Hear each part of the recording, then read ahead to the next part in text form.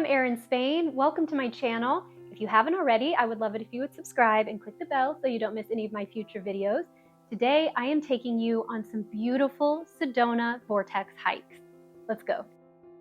So let's talk about vortex hikes. What is a vortex? Well, they are swirling centers of energy. Some people believe that they have spiritual properties, so people seek out these vortexes in order to meditate, pray, get in touch with their spiritual side. The first one we did was Boynton Canyon. In order to access the vortex at Boynton Canyon, you take the trail from the parking lot and then you turn left and follow the sign toward the Vista trail.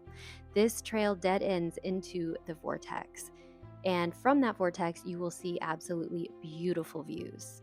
The Vista Trail hike at Boynton Canyon is pretty easy, I would say. I think it's classified as a moderate hike, but I would call it fairly easy. As someone who doesn't do a lot of strenuous hiking, I had no problem with it whatsoever.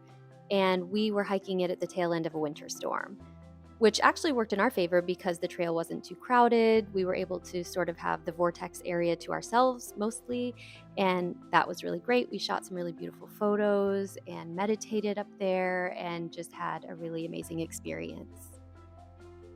There really is something about the energy in Sedona, and especially at the Sedona Vortexes, that can only be described as spiritual. It's really hard to even explain unless you experience it for yourself, but I definitely felt some sort of energetic shift there.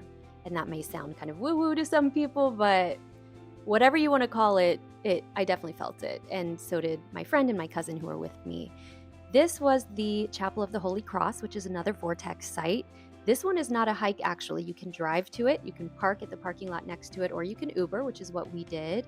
And then you will just walk kind of uphill through the parking lot, wind around until you get to the back of the chapel, which is actually where the entrance is. The views surrounding the chapel are absolutely beautiful. You'll definitely want to take some time to just take that all in.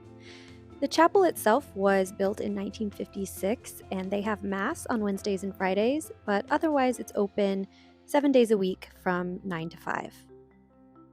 It's definitely a sacred space, and it's one of the most popular vortex locations in Sedona.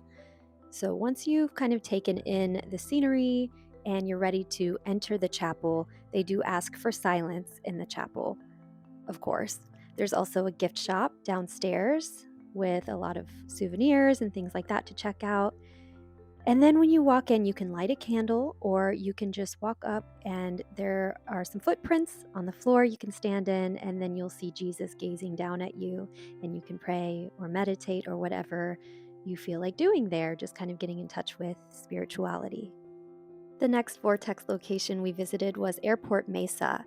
And in order to find the vortex there, you just come out of the parking lot and you turn left and follow the sign to the summit, which will take you on a little climb, up some steps, all the way to the top of this little mountain, essentially. And you will have 360-degree panoramic views, and it is absolutely beautiful. The climb doesn't take long. It's definitely just a short distance to make it up there, but it is a little bit of a steep climb and it's very rocky. Luckily, there is a railing to hold on to for stability.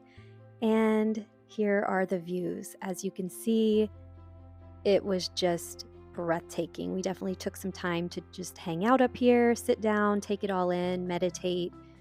And again, you can feel the spiritual vortex energy here as well.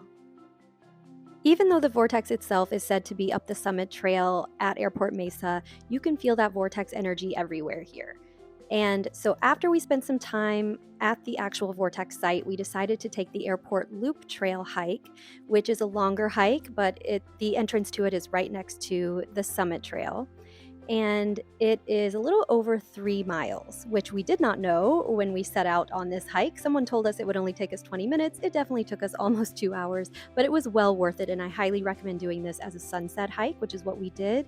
The sunset views were absolutely beautiful, and the city lights at night and at dusk were gorgeous. Now, the 2 vortex sites that we didn't get a chance to visit, which I would love to next time, are Cathedral Rock and Bell Rock. Those are also in the top 5, so highly recommend checking that out. Now, as you can see, this was a very muddy hike. Our shoes probably weighed 5 pounds when all was said and done, and we could not get this mud off while we were hiking. And here are the city lights at dusk, absolutely beautiful.